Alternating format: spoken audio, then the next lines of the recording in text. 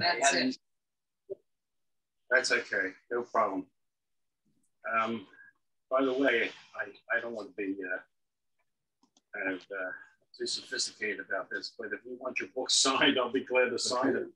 The only reason I think about that is because tonight I have a book signing at the Newtown Square Library. And then next week I have a book signing at the Middletown Library. So I figured if you need your book signed, I can do that. Is there a cost associated with the signature? Just want to know. Can I Venmo you if so? Morning, Rosalie. Good morning to all of you. Hi. How are you? I'm going to start off. I'm going to start off today with a little humor, since we said the humor is a gift. There's this minister who's serving a church in Appalachia. It's a very poor church, and yet they've got some major expenses. So the minister says to the congregation one Sunday, he says, I hate to say this, but we're really hurting with our budget, and we need to take a second offering this morning to kind of make up for a budget shortfall. So the ushers bring the offering plates forward, and the minister's astounded because, again, this is a poor church, and they're on top of the gathered dollars is $100 bill. And the minister's overcome with the generosity of whoever this person was. So he says, I just want to make you aware that somebody's made a very generous gift, and I'd like to recognize that person. Would you be willing to raise your hand? And the person, elderly lady, raises her hand. And he says, oh, would you come forward here? I'd like you to kind of select some hymns. So she comes forward, and the minister says, well, what hymns would you like to select? He says, I want him. Anyway,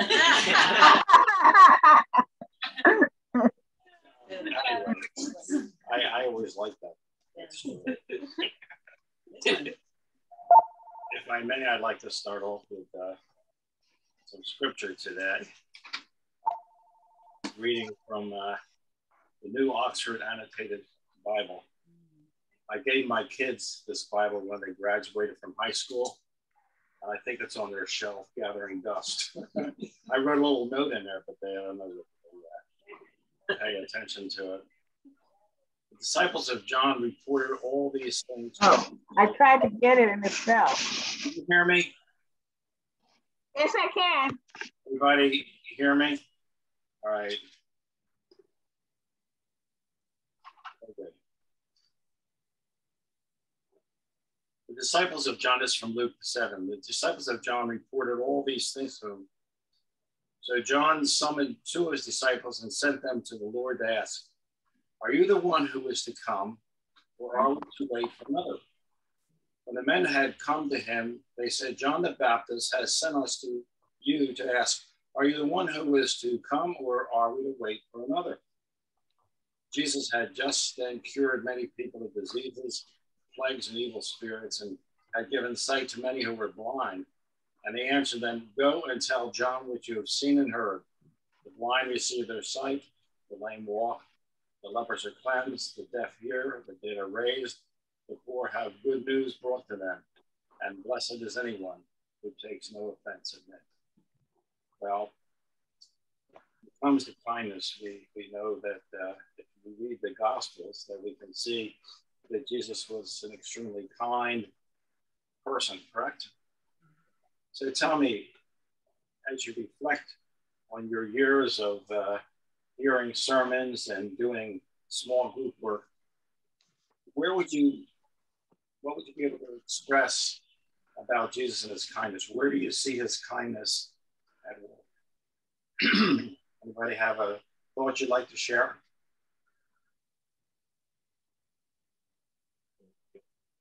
I think always being open to other people, not really being judgmental, basically just trying to meet people where they were and help them as much as he could. Very good. Being open to people, not judgmental, and certainly trying to help wherever he could, not asking what religion the person was or what their credo was, or responding to the need as he experienced it. Correct? How about somebody else can give me a story? The healings, okay. What else? Where else did Jesus show kindness? Anybody have an idea or a thought, a recollection, a reflection? Are you all being quiet? Water to wine. What's that? Water to wine. Water into wine. Ooh. He was really being kind there, wasn't he? A lot of people would like that. Yeah. Yeah. He was kind to the woman at the well. The woman at the well, yes. Raising Lazarus. Raising Lazarus. Actually, I was going to leave that towards the end, the raising of Lazarus, but the emotionality and feeling that went into that event on Jesus' part. Anybody else have a thought?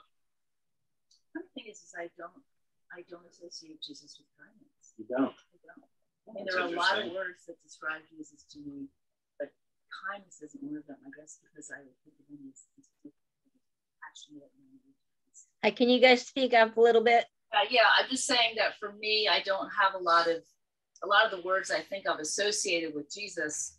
I have, but kindness for some reason isn't a word that I associate. It isn't because I don't think he was kind. It's just because if I was going to list 5 or 6 things about him, that wouldn't be in the top 10 things that come to my mind about him. There would be other words, and they're usually like more passionate, or they're more maybe academic, or they're maybe he's angry, or maybe he's loving strongly. But I can't. Kindness is too passive. Something isn't for me with that. And I'm not saying he wasn't, because obviously everything you're saying is true. It's just that isn't one of my top 10. Jesus. The everyday is kindness. Yeah, I just doesn't, for some reason, it's not. I'm just letting you know where it is. Well, how would you separate kindness from being compassion? Being compassionate. Right. It's interesting because I do associate kindness with you. So we're a little that's fine. I just want to give you some flavor. I would like for your day. Your response, because you're able to express your opinion and feeling, and we accept divergence of opinion. Thank you. Certainly do. I'm right, you're wrong, but that's okay. I want to help you think differently and love alike. I'm trying to help you. Yeah, that's okay. Kindness is inherent in all qualities. Right. So it's kind of, it's kind of a general reaction to people. Now, how would you define kindness? What if I were to ask you about kindness? What comes to mind as a definition? Responding to the needs of others. Anything else? Thinking and doing to the needs of others.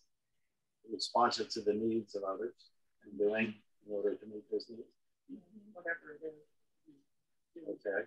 Show. All right. Any other thoughts about kindness? How you thinking and doing for others before you would think about yourself. Thinking and doing for others before you would kind of be concerned about yourself. Yeah. Here's a definition that I found online.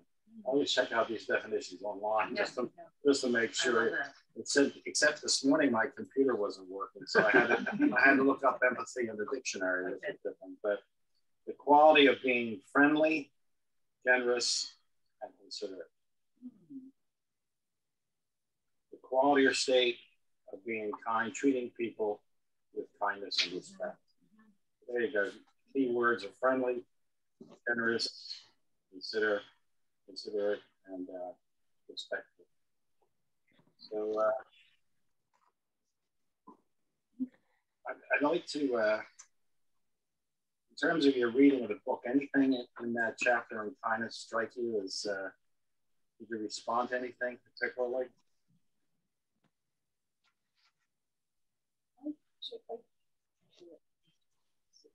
Well, in the book you talked about going to the supermarket where the associates wore red shirts. Well, I have 2 family members who work at that supermarket, who work at a supermarket that's in that chain, where they have had the red shirts with can I help you? And yes, I can on the back. And I was in the store once, worked with my grandson who works at one of those stores, and someone did ask him, can you help me? And he said, turned around and said yes. And the man said, well, I need X, Y, and Z. And he said, oh, go to aisle such and such. So that brought that memory back for me. Very good. Anything else, anybody? I was going to step out and say, developing those gifts fully and sharing them freely. Yes. Well, you know, I think that's true of all the qualities that we're thinking about, those capacities that we have as human beings. We might be able to reflect on them and even state clearly that they're important qualities in terms of trying to live a Jesus-oriented life. But the thought process isn't the ultimate resolution of that capacity. It's doing what we think about. That's where the intention comes in. The intention of kind of making sure that we are as kind as possible, right? I'll tell you one couple of illustrations in that chapter. One that I remember very vividly, and I know I shared it here in another context. But years back, I was co-founder of the People's Emergency Center, which was a weekend crisis shelter center at that time for families, couples, and single women. This is when I was working at Penn.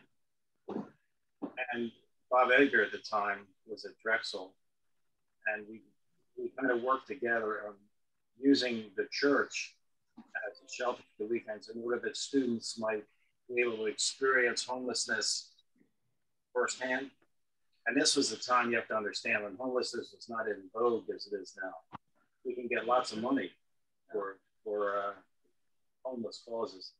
But we started the People's Emergency Center with a budget of $12,000.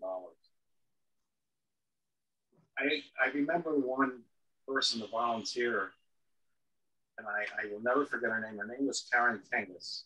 She was a nurse by training. And a woman came to the center by the name of Sylvia Clark. Sylvia Clark was a woman who was dubbed by others as the duck woman because she made a quacking sound all the time. And Sylvia was, oh my goodness, what an individual who struggled with life. But she came to the shelter one weekend, and she came in and she was totally disheveled. Her dress was blackened from food that she couldn't kind of chew. Just a really, in quotation marks, a mess. Karen took her into the shower, helped her get undressed, helped her bathe, got a new dress for her, appropriate clothing, combed her hair, and then brought her out to the social hall where we used to have meals. And Sylvia shook like this.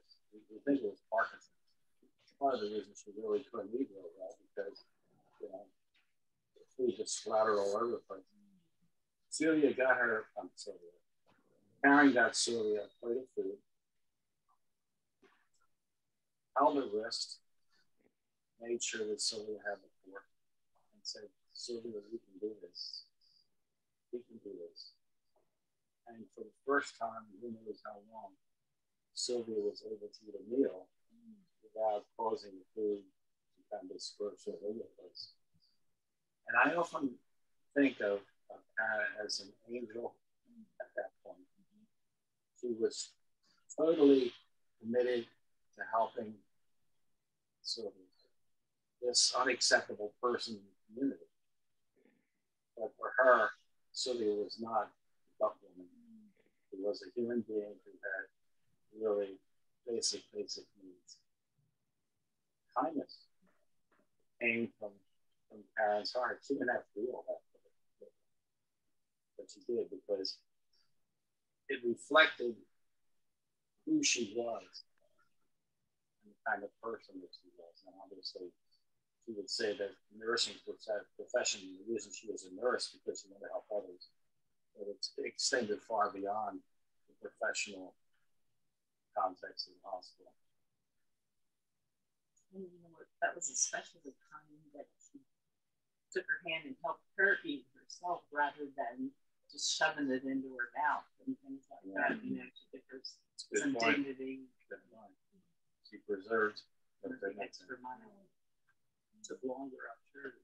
I just happened to be reading something. I don't know whether I thought of it now. Must be in my Your stories about kindness, Jim. Yes. Can you all hear me? Yeah. By the way, I don't know about the other Zoom participants, but I'm having a hard time hearing because you're so far away from the microphone. But anyway, Jim, your stories speak to me that kindness requires a spirit of empathy and also a spirit of following the golden rule of treating others as we wish to be treated. I think that's what they say to me. That's very good. You know, I want you to know too that, as I said during our first session, that these qualities don't kind of exist just independently. They're really integrated. Like you just said, that kindness involves empathy. Well, empathy is another capacity we're going to look at today that also comes under kindness. So we separate them only so that we can kind of think about them, reflect on them, and hopefully integrate them into the way we live our journey. Understanding that, frankly, when you talk about love from the Christian context, it involves all of these capacities that we're talking about. But we've separated them so that we can have some clarity about them and really think about them as individual capacities in terms of our own living. I just happen to be reading something I found in my Bible. Does anybody get the Daily Times? Yes. Well, there's a woman, Catherine Alesso, I won't call her name, Vigorita. She's a columnist who writes once a week. And I agree with everything she says, but I thought this was an interesting story that illustrates kindness. So let me read it as kind of like a now lesson. A well-to-do man was traveling in a limousine along a New York highway, and suddenly hearing thump, thump, thump, thump, the man thought they may have a flat tire. The driver pulled over to the emergency lane. He got out of the car, walked over to the back left tire, inspected it, and realized the tire was indeed flat. I don't know whether you've ever had experience with a flat tire, but I can identify with that.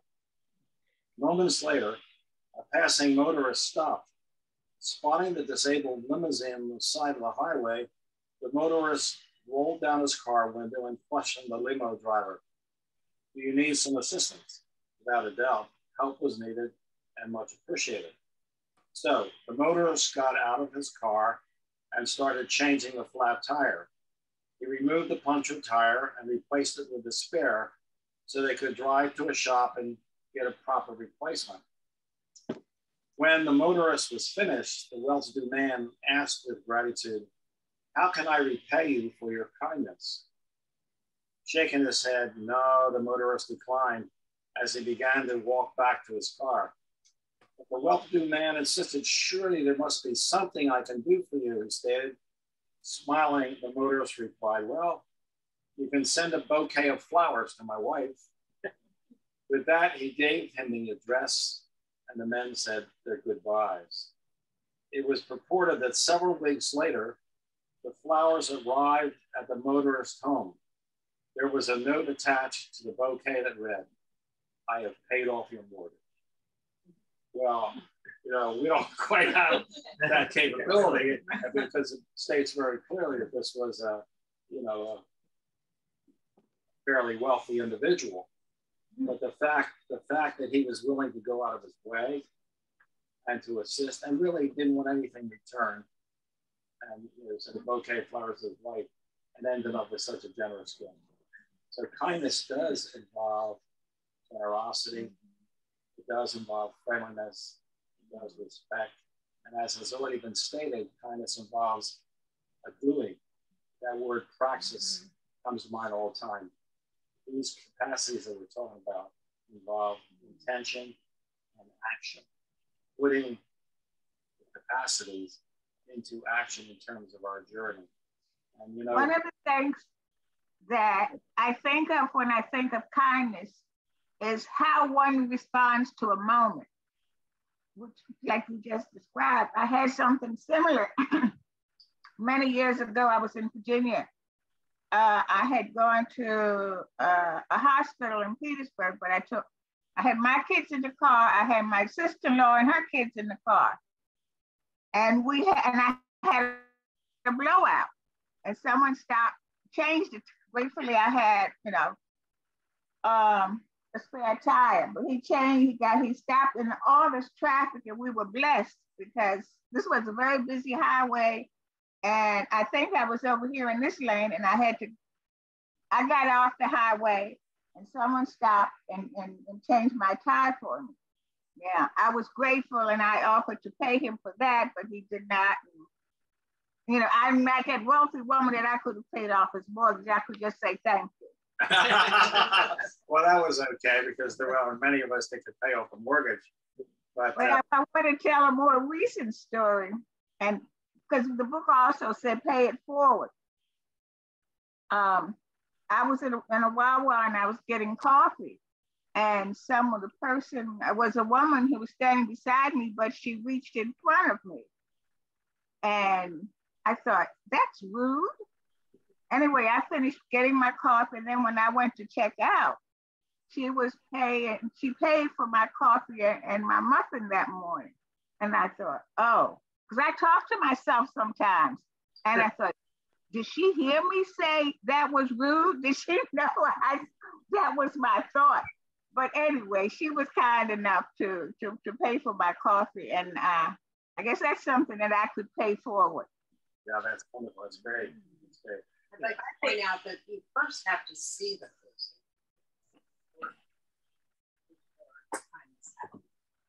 Yeah. Acknowledge there's somebody else out there besides you. Okay. Yeah. But think about what I wrote about kindness was, sometimes you can be, because I'm Wawa's right out of my front door and up the hill here. I'm sitting here looking right at the back of it. So I spent a lot of time going in and out of Wawa. But I wrote down is simply holding the door open for someone who has their hands full, or maybe not, and giving them a smile. You sometimes it's just good to smile and say good morning. Mm-hmm. To give that unexpected compliment. You look good today, that kind of thing. Yeah. Does anybody have, when you think about kindness, can you think of a time when somebody has really been kind to you and how that made you feel? I had a flat tire and got into a Catholic school parking lot. Next thing I know, a local one is coming out with a tray with ice water and a glass for me. I mean, come on. You never forgotten that. That happened to me many years ago. Did she change your tire? No, but I have been having so many flat tires that I actually know how to change them. My father finally told me how to change them because that happened to me too. Yeah. I can't tell you how many acts of kindness I've had over the years. And the last 5 months. Can you hear? Can you hear what's being Yes. said? Yes, I can. The last 5 months have been especially full with kindness. A woman who lost her husband. We were at a music program, and her husband was musical. She plays the piano, and we both came out at the same time. And she realized that I had left because this music was getting to me. And she just came over and put her hand on my arm. And I knew you know, and then we got on the elevator together, gave me a hug, and told me that she had a card. She has a clothesline on a table in her apartment, and it has cards of different people that she thinks about and prays for every day. And she said, "You're there with, your card is red." And I said to her, "That's really interesting, Jan, because red is my favorite color." She said, I just picked it out that's, but I could go on and on. Flat tires, white people going past me, black man comes along, changes my tire. Yeah. I spun on black ice, and a truck came along. He happened to have a rope, pulled me out. And, you know, there are those kind people out there. There are very, yes, very many of them when you are looking for that. And it's been an experience. I have to think about it sometimes when I'm driving, especially. Be careful to be when you're driving. If you're thinking about other things. Well, I have to think about being kind to that line of traffic over here, and stopping and letting that person in, even though you know the guy in back of you is going to be upset. Any other? When I had my surgery a few months ago, a number of people brought me meals, and that's like very My immediate illustration of kindness is I was in a box about a year and a half, no, a week and a half ago. I told him my car. And anyway, that evening, my neighbor sent me some flowers. Only just out of concern and saying, "Rest up this weekend, you deserve it." She was sensitive enough to my predicament and my stunned reaction to it that she was able to do that charitable act, if you will. My wife always tells a story. Before she gave birth to her youngest boy, Riley, she was suffering with toxemia in the hospital. And at that time, and it's still the case in some hospitals, you don't have open visitation. I cut off a visitation at a certain time. Anyway, a group of her friends came in after the visitation hours, and essentially they snuck into the hospital and went into her room. And immediately they noticed that Carrie's hair was matted and she was somewhat disheveled. And one of her friends got a bedpan, put warm water in it, and proceeded to wash her hair in the bedpan. And she never forgot that act of kindness at a time when she couldn't kind of really take care of herself. But her friends not only snuck in to cheer her up, but gave this act of kindness. When you mentioned notes, the other thing I mentioned in my book is a fellow that I remember from my first full-time church in Philadelphia, the St. Philip's United Methodist Church left on Pioneer Street. And there was a man there by the name of John Barron, who was at that time in his 70s, which I thought was older. But I have to remember every time I say that my own age now, you know. In fact, one time we were in a restaurant, I said to Carrie, I said, look at that older couple there. She looks at me and says, well. You know? But John Barron had a listing of all the shut-ins in the church. And every month, he would send each of them a card. And on the card, he would simply say, thinking about you, hope that you're, doing better. John Barron. I can't tell you how many homes I went into where the shut-ins had that card either sitting on the table by the couch or up in the mantel. And they all made reference to this card that John Barron sent to them. I consider that a ministry of letters. And I think it's a fantastic thing we're in a church community, take very seriously those who are unable to get to church, and maybe even every month or every so often have a card bombardment where everybody sends a note, because those things really make a difference. And that's genuine kindness. I think kindness is so much, it's always been important, but right now, because we're living through this living hell, I kind of go to Wawa too sometimes, and I still am always touched when somebody actually does open a door or hold it for you or say something, because it's so lacking in it. And I find myself, especially when I'm coming across younger people, and especially young men, where when they do behave that, which is to me the way we should all behave, but we don't, I tell them, you know, that aside from thank you, that somebody raised you right. And it's good to just be nice to each other. I think it's wonderful. You know, I had an experience when I was on campus one time. The pre-student center was a student center, and I held the door open for a woman. She walks in, she says, "I could do that myself." I said, "Okay, go on out." You know. What did you say? Nothing, right? No, I don't like saying something, but I didn't say anything. Any closing comments on kindness before we move on? I said to Lauren that I had to at least get through 2 capacities today. Otherwise, we'll be here for 20 weeks or 18 weeks.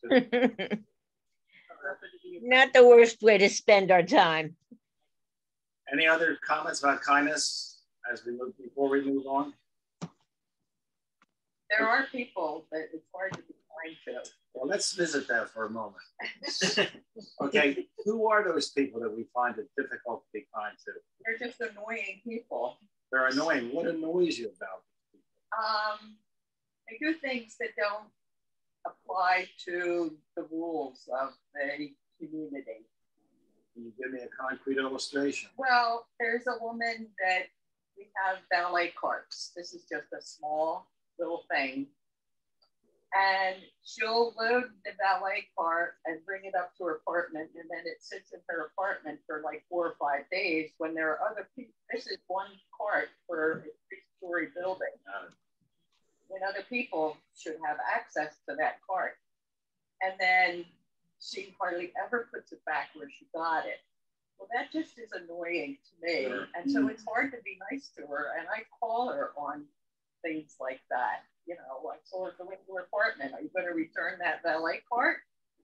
And she went to Virginia, and I thought, don't go to Virginia and leave that valet cart in your apartment because there are other people. So how can you be kind to her in the midst of that reality? Well, I really hollered at her one day, and then I thought, you know what? I'm just going to break this by saying good morning. And I did.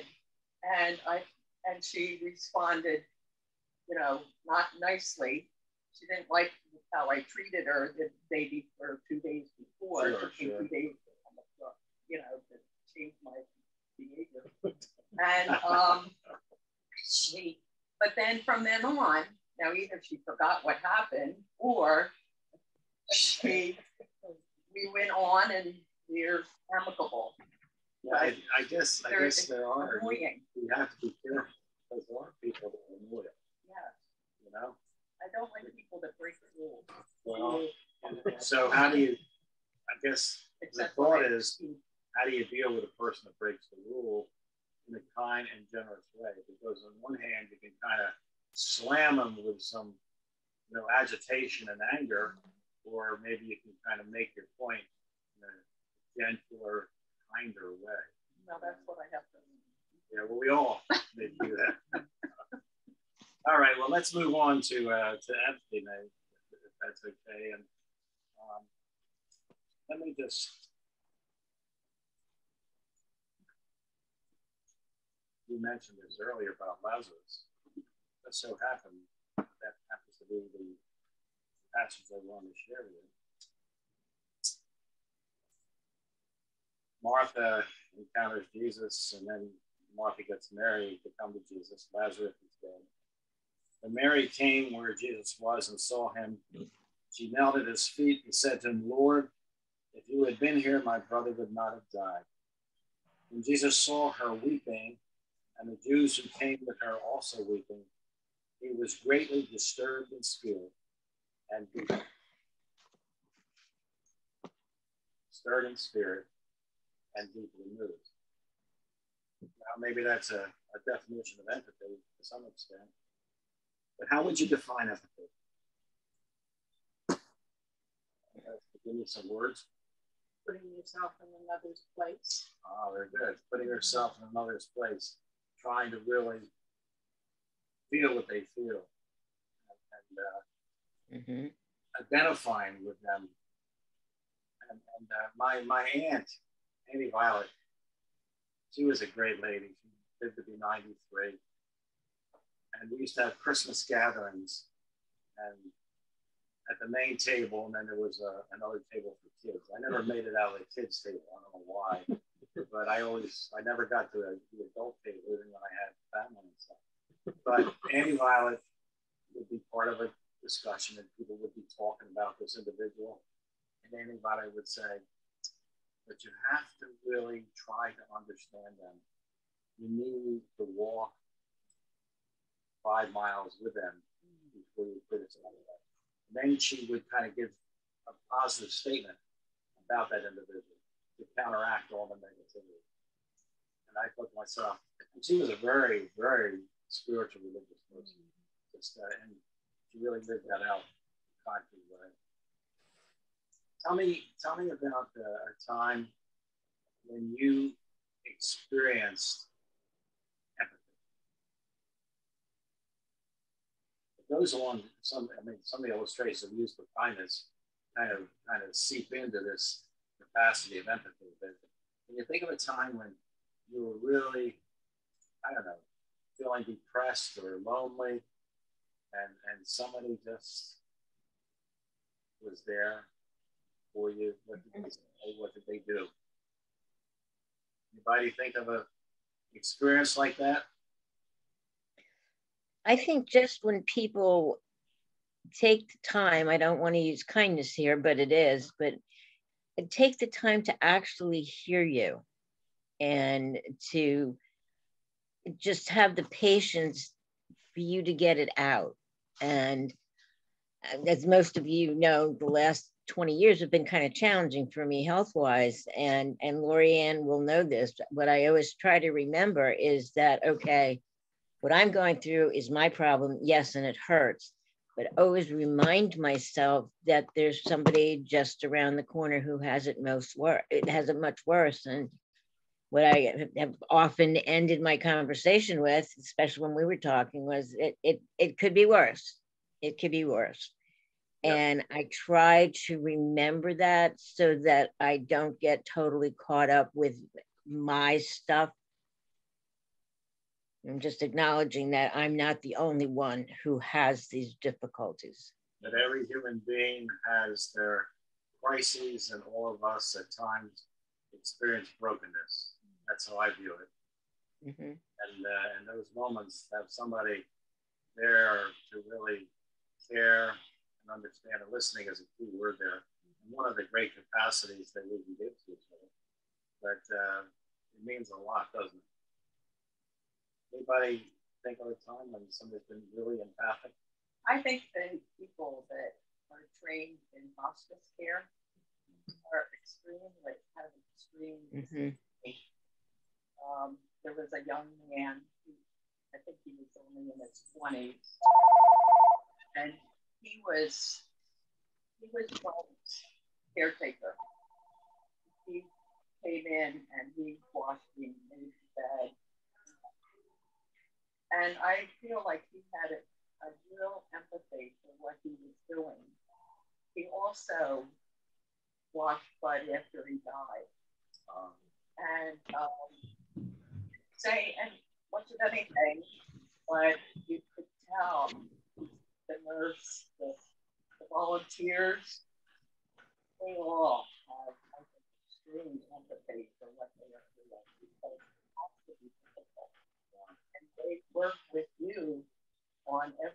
step of this process.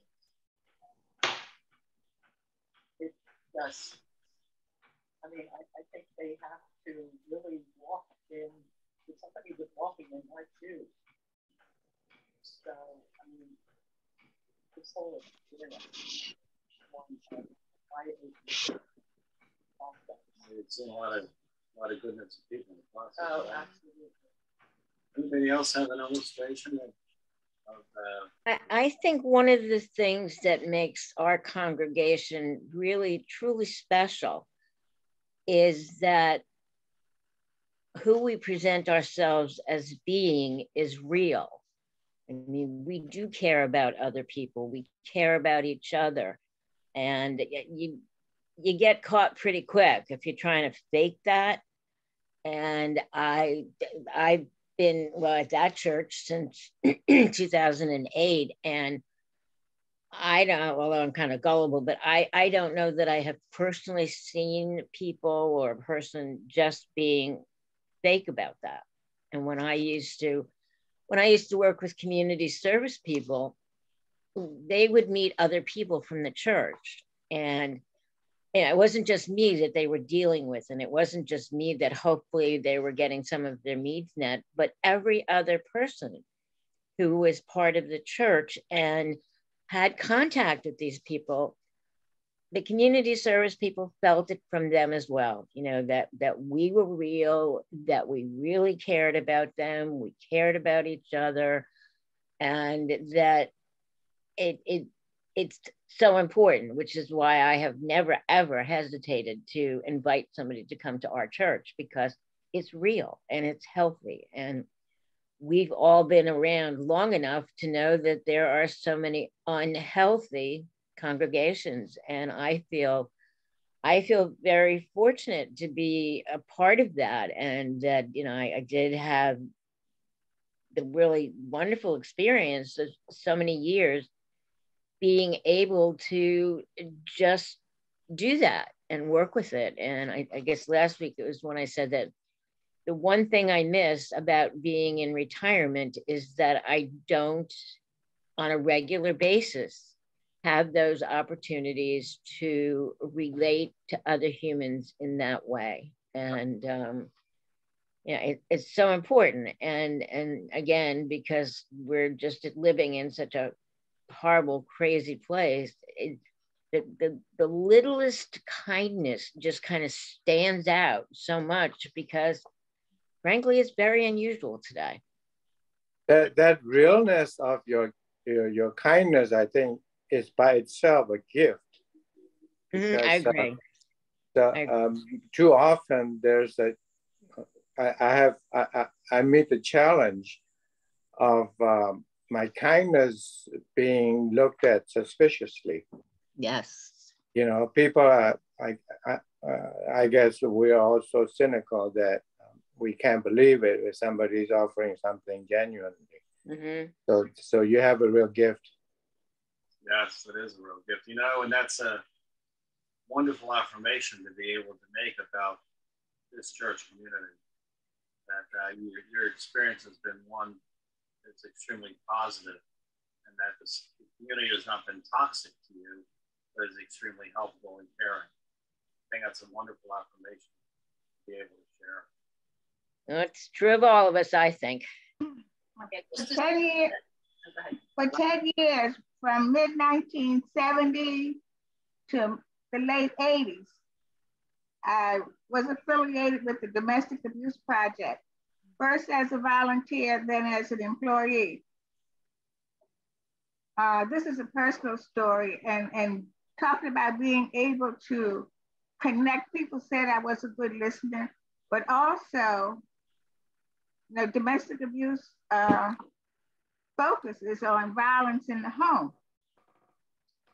And having lived through that, I could I'm going to say easily relate to what the women who came through were telling me.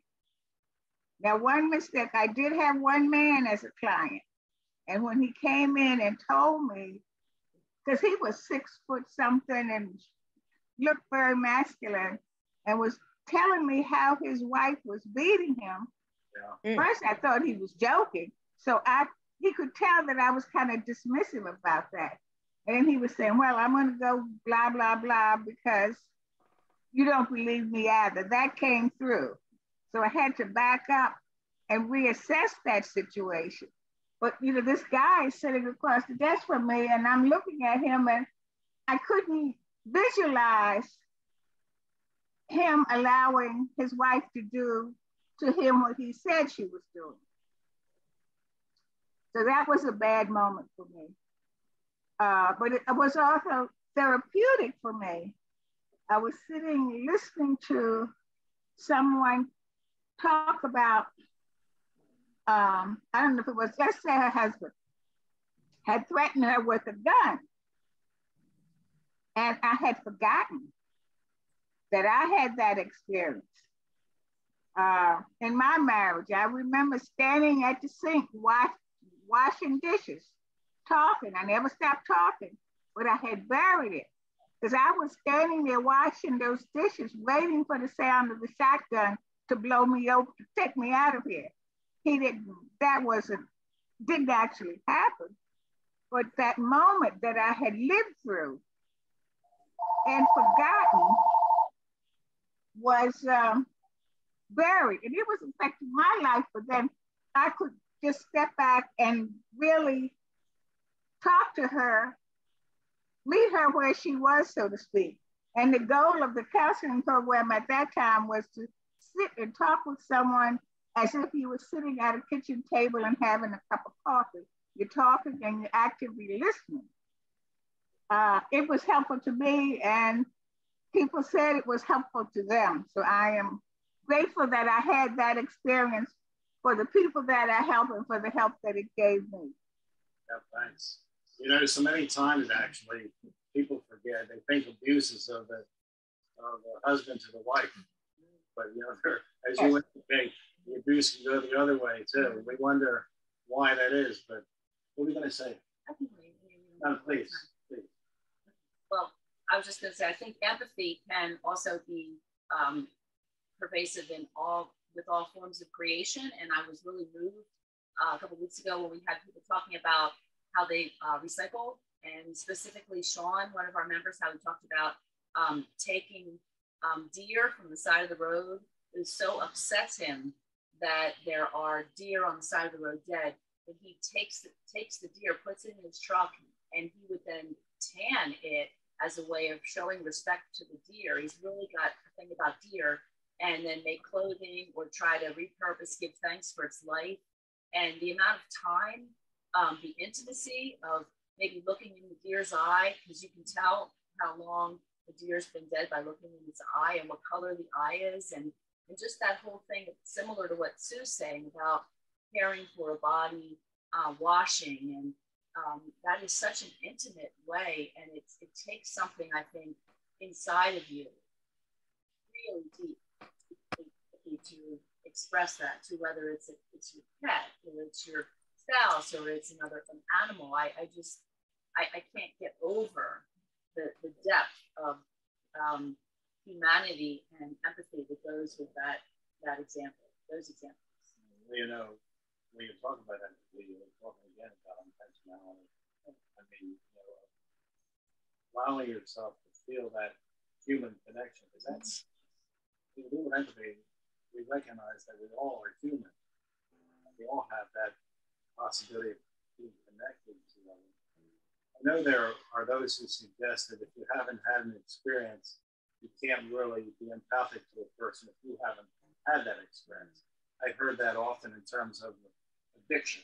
That obviously the best counselors for addiction are those who are recovering alcoholics or drug people. They've been there, they know what it feels like, and certainly they can be very empathic. But I would suggest that even some people that haven't had that overt experience, they can also be empathic to those who are struggling.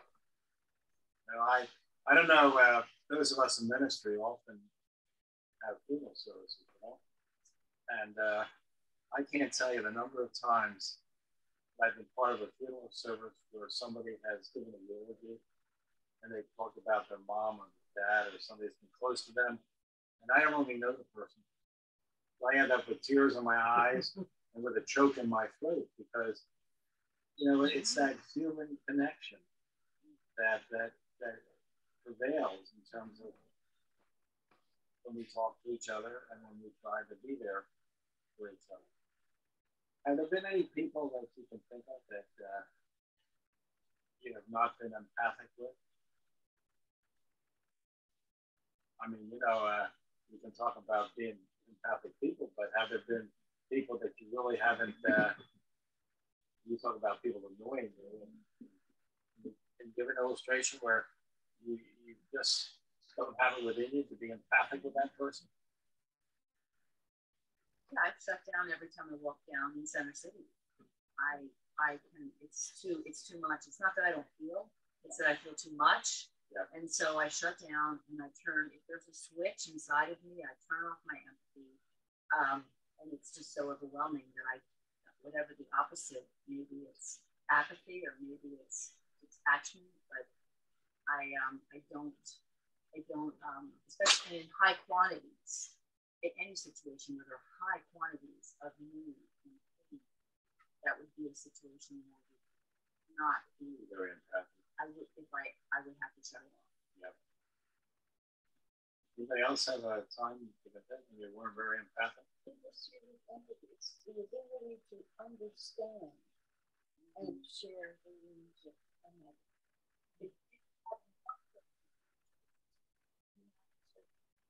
Inability to get somebody.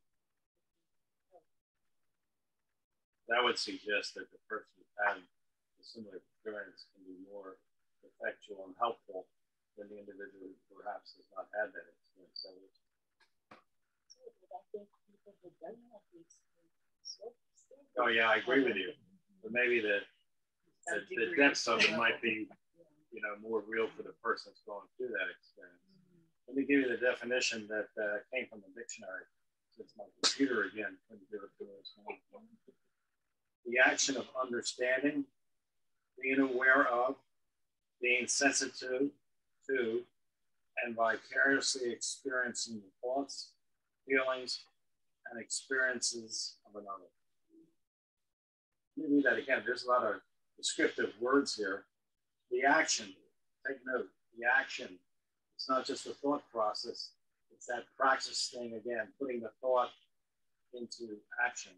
The action of understanding, being aware of, being sensitive to, and vicariously experiencing the thoughts, feelings, and experience of another.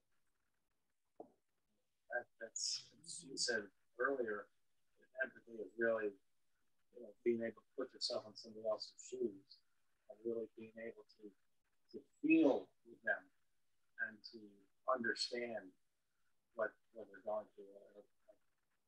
An important quality as we try to be helpful to others, as we try to connect with others in terms of our humanness. And frankly, I think an important quality as we seek to walk with Jesus. I mean, to me, all these capacities are an effort to say that as Christian people, we have a model of how to deal with people. I think that's the case anyway. And that it takes real awareness to be open to others. I mean, there are certain people that turn me off. I hate to say that. And I'm not very empathic with them. The person that tells me the same story over and over again, I want to say, come on, get on with it, you know? I've heard this 1,000 times already, but I want to hear it again. It's kind of hard to be empathic to a person once you've heard the story, 100 times. But, that's a challenge for us to really be present with each other in a vicarious way, to really be able to be there for somebody else in times of loneliness, brokenness, pain. It's just the tears that we can cry with another person. Ever cried for another person? When they cried, you cried? Why is it? Why do you cry when they cry? Or I cry and hope you cry and hope. Commercials or commercials? Commercials, yeah. It's cry commercials. Yeah, yeah. I You cried cry for the. commercials too? I cried for the Queen. When I was okay until they played God Save the Queen. One thing, it was the Queen then. I'm like, oh my gosh. Talk about not having empathy. And my son-in-law is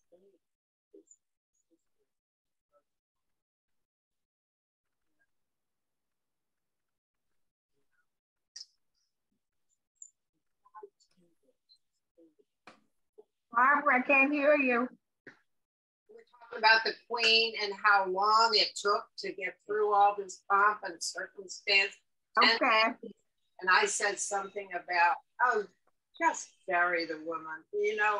I think a number of us felt that way. And I was talking to a Canadian who apparently has great affection for the Queen. And she was very upset. Yeah. I don't have a lot of empathy for people who don't understand handicapped people or people with mental handicaps. They don't understand that this person is not going to change. They have a thought pattern that it is not going to change. This is the way they are. This is the way they were raised. And I don't have great empathy for people like that who can't understand or work with people who are handicapped. One of the questions in the book, actually in the workbook, says, where is empathy lacking in our society? Everywhere. And you just mentioned everywhere.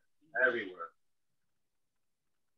And like, there are discussions around the Queen where why would you bring an 11-year-old and an 8-year-old to this burial or this funeral? And I said, well, first of all, George is a future king. And second of all, his great-grandmother orchestrated this whole funeral. I don't think she left out anything. So obviously she wanted them there. Or I don't think they would have been there, but that's the way it is. I mean, Go ahead, I'm sorry, please. Oh, but children attending funerals. See, I grew up in a community where I think I went to my first funeral when I was 5. It wasn't a family member, but it was someone from the community. And I think that, you know, death is a part of life. And I think that's the way you learn how to cope with different things. When it becomes a part of who we are and what we do. And grandparents leave us, parents leave us, sisters and brothers leave us. We leave them at some point. And I don't have a problem with children going to funerals. I know some people do, but death is a part of life. And as you do, you welcome that newborn baby in, you gotta say goodbye to grandma. Well, you know, times have changed anyway, where funerals used to be in the home. You know, the body would be laid out and the person and the whole family got to experience the reality of death. Now we kind of somewhat sanitize it, and that's not necessarily helpful. All right, well, you know, time competency, we're coming to the end. I just want to share with you one of the quotes from chapter 2, which is on kindness. I like Henry James's comment on page 15. 3 things in human life are important. The first, to be kind. The second is to be kind. And the third is to be kind. I like that. I have sitting on my desk and have for years the little statement about the road less traveled. Really a Quaker statement that I share with you as we kind of line things up, and I'm going to. Here's the road less traveled. I expect to pass through this world but once. Any good, therefore, that I can do, or any kindness that I can show to any fellow creature, let me do it now, for I shall not pass this way again. And I like that quote because we're challenged every day to do the people we can be and be as Christ-like as we can be, and no one of us knows about tomorrow. This day is our gift. What an amazing gift this day is. And if we can live with it, awareness and intentionality, and seek to be those people that are living or walking with Christ, then that certainly is a challenge and a goal. Sure. Let me just say first that Pastor Jim will be preaching on Sunday. And so apparently the news flash is that the title it's called We Are All Somebody. And it's from Luke 19, 1-10. And then I'll be away next week. I'll be on the Appalachian Trail for the week. And then I'll be back the following week. So I just wanted to let you know that Pastor Jim will be preaching on Sunday. Lorian, yes. would you repeat what you said? Couldn't hear you. Oh, I said that Pastor Jim will be preaching on Sunday. Okay. I'll be away. I'm going to be on the Appalachian Trail for 1 week. Oh, okay. Have a good trip. Yeah. Thank you.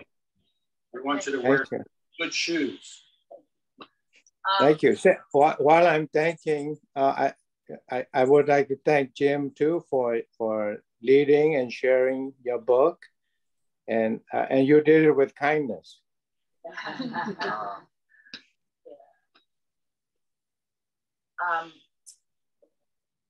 Just going to offer a prayer. Lord, I want to thank you today for an opportunity to pray, which is another expression of kindness that we offer to one another.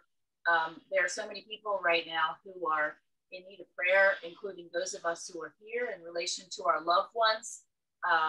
We're praying for certainly for Jerry Noon as he's recovering, and Nerly, who's had difficulty with an allergic reaction, and certainly Nancy, and having had a fall, Bonnie falling, Betty falling, all these fallings, but all of the people that we hold in our minds in a special place and hope for their healing and in solidarity, and just all that we hope for, Lord.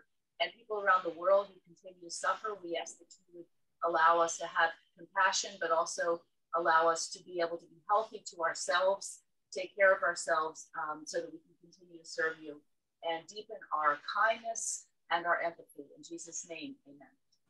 Let me just tagging on that prayer is that when we talk about kindness, let's not forget about being kind to ourselves.